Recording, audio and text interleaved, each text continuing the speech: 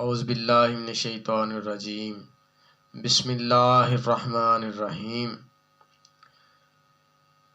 اللہم صلی علی محمد وعلی آل محمد کما صلیت علی ابراہیم وعلی آل ابراہیم انک حمید مجید اللہم بارک علی محمد وعلی آل محمد کما بارکت علی ابراہیم وعلی آل ابراہیم انک حمید مجید۔ تمام دیکھنے والے سننے والوں کو میری طرف سے السلام علیکم۔ تو جس طرح ہم نے نشستیں حضور سیدنا غوث اعظم کی ذات پاک پہ شروع کی ہیں، نشست بائی نشست جیسے جیسے حیات مبارکہ میں انہوں نے زندگی گزاری وہ آپ کی نظر کر رہے ہیں، تو آپ نے بہت سارے علم حاصل کیے، آپ نے اتنے علم حاصل کیے کہ کوئی ایسا علم نہ تھا جو آپ نے نہیں پڑھا، سارے علم سرکار نے پڑھے۔ تو اس کے بعد آپ نے پھر عبادت بے شمار کی، اتنی عبادت کی کہ کئی ماہ تک آپ اللہ کی یاد میں ایسے مشغول ہو جاتے کہ کھانا پینا بھول جاتے۔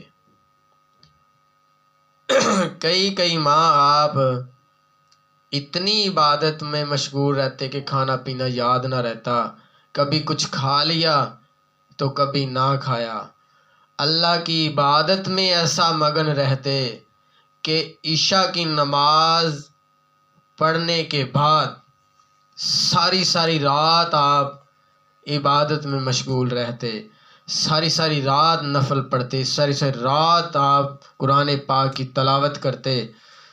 تو اس طرح ایک شاعر نے لکھا ہے، کیونکہ علم کے بعد اگر علم نہیں تو عبادت بھی نہیں، علم ہے تو پھر عبادت ہے نا۔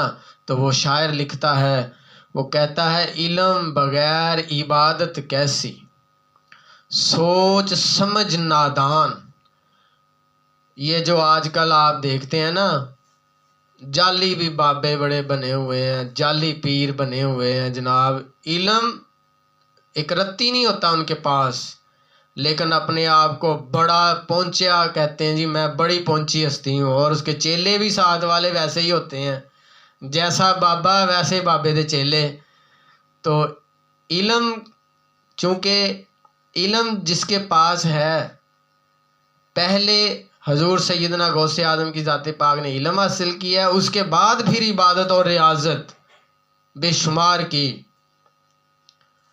بے شمار عبادت اور ریاضت کی۔ تو اس طرح آپ نے بے شمار علم حاصل کرنے کے بعد پھر ایک عبادت میں آپ نے زہد و تقوی اختیار کر لیا، بڑا زہد و تقوی اختیار کیا، بڑی عبادت پھر کی۔ اور لکھنے والا لکھتا ہے شاعر کہ علم بغیر عبادت کیسی، سوچ سمجھ نادان، سن کی رسی سانپ بنے نہ، اون اس میں نہ جان، علم بغیر فقیری حامد جیسے ہو حیوان۔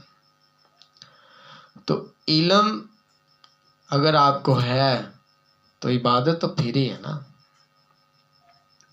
مسجد میں بندہ تب جاتا ہے جب اس کو نماز آتی ہے، اور کئی تو ہمارے معاشرے میں ایسے بیچارے لوگ ہیں کہ جن کو نماز نہیں آتی۔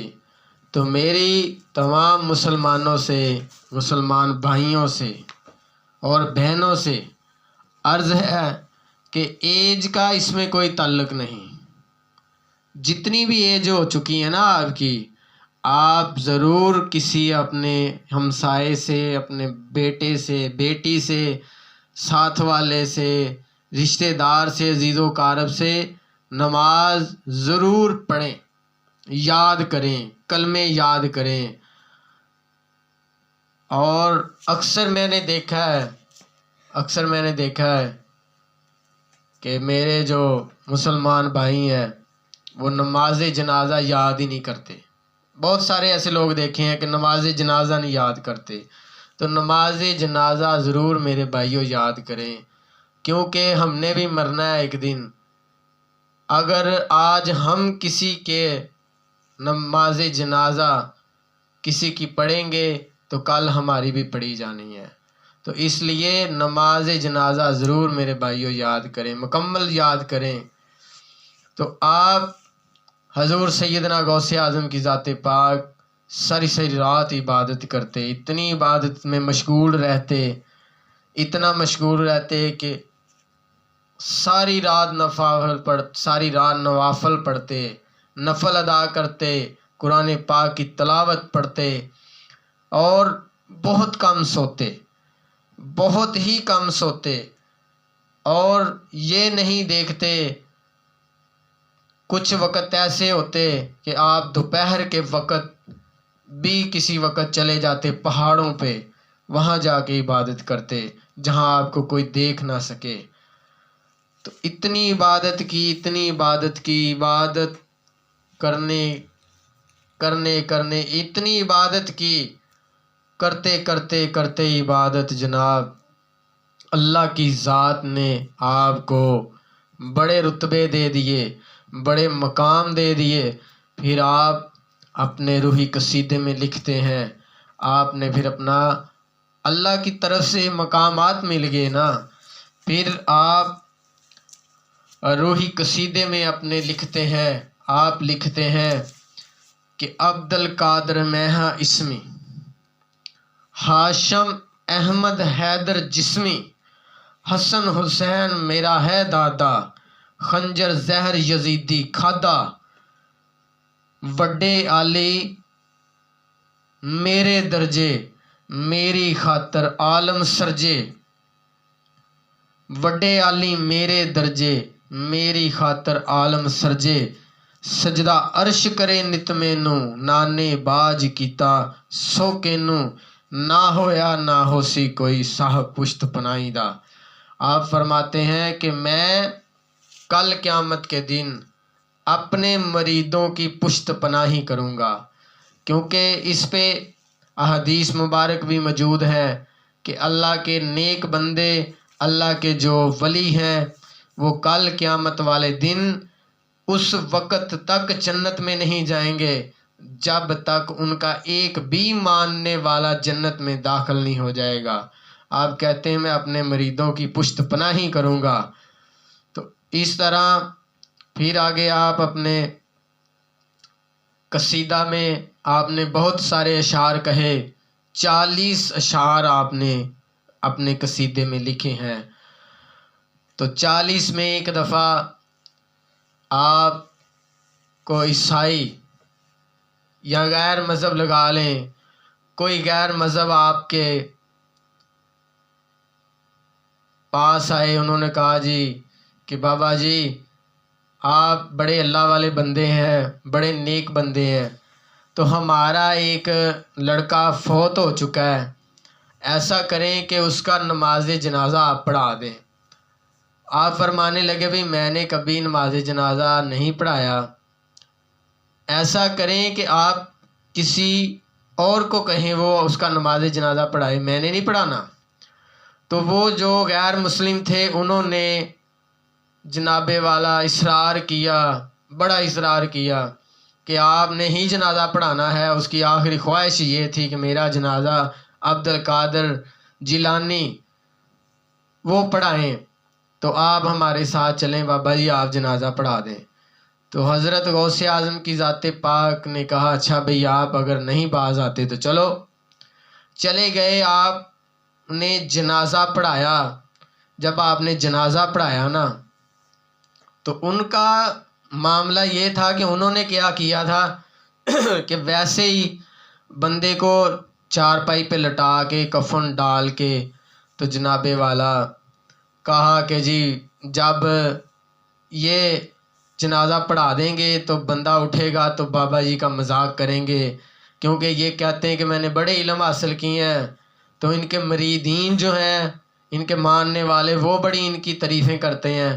تو ہم یہ کہیں گے کہ بابا جی آپ کو تو یہی نہیں پتا کہ یہ بندہ مرا ہوا ہے کہ زندہ ہے، آپ نے زندہ کا جنازہ پڑھا دیا۔ اس طرح جناب والا آپ سرکار نے جب جنازہ پڑھایا، جنازہ پڑھانے کے بعد وہ بھاگ کے نا وہ غیر مذہب چارپائی کے قریب گئے، جب گئے تو وہ بندہ اٹھا ہی نہیں، وہ بندہ اٹھا ہی نہیں۔ انہوں نے بڑا اٹھانے کی کوشش کی، لیکن جب اللہ کے بندوں کی بات آتی ہے تو میرے بھائیوں اللہ کی ذات اس میں خود ملوث ہو جاتی ہے اس کام میں۔ تو اللہ کی ذات نے فوراً اپنے فرشتے اسرائیل کو حکم دیا کہ اے اسرائیل جلدی جا، میرے اس نیک بندے نے اس کا جنازہ پڑھا دیا ہے، اب اس کی روح اس کے جسم سے نکال لے تاکہ میرے نیک بندے کی عزت برقرار رہے۔ میرے نیک کی عزت برقرار ہے تو میری عزت برقرار ہے، کیونکہ اللہ کا نیکوں سے تعلق ہے۔ قرآن پاک میں بار بار اللہ کہتا ہے نا کہ اے ایمان والو، کیونکہ اللہ پاک ہمیشہ صرف ایمان والوں کو تلقین کرتے ہیں، جو ایمان والے نہیں دوستو اللہ ان کو نہیں تلقین کرتا، ایمان والوں کو صرف اللہ پکارتا ہے۔ ہر جگہ پہ اللہ پاک نے کہا اے ایمان والو، تو اللہ تو ہے ہی ایمان والوں کا، جن کا ایمان برقرار ہے، جو ایمان والے ہیں، جو نیک ہیں۔ جو برے ہیں ان سے تو ان کا تعلق ہی کوئی نہیں، وہ تو شیطان کے پجاری ہیں نا۔ تو اللہ نے اپنے نیک بندے کے عزت کی خاطر اسرائیل کو حکم دیا، حضرت اسرائیل علیہ السلام آئے تو آ کے روح لے گئے۔ تو پھر انہوں نے جب اٹھانے کی کوشش کی وہ اٹھا ہی نہیں۔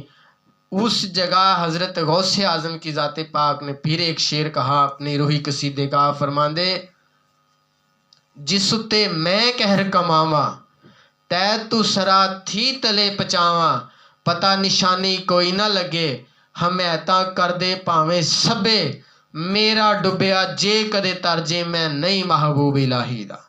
آپ فرماندے میں نے اس کا جنازہ پڑھایا ہے، اب یہ نہیں اٹھ سکتا۔ تو اس طرح دوستو انشاءاللہ آئندہ نشست میں حضور غوث پاک کی حیات مبارکہ کے متعلق اور جو پڑھا ہے بزرگوں سے سیکھا ہے وہ آئندہ انشاءاللہ اگلی نشست میں پھر بیان کریں گے حضور کی کرامتیں۔ وآخر دعوانا ان الحمدللہ رب العالمین۔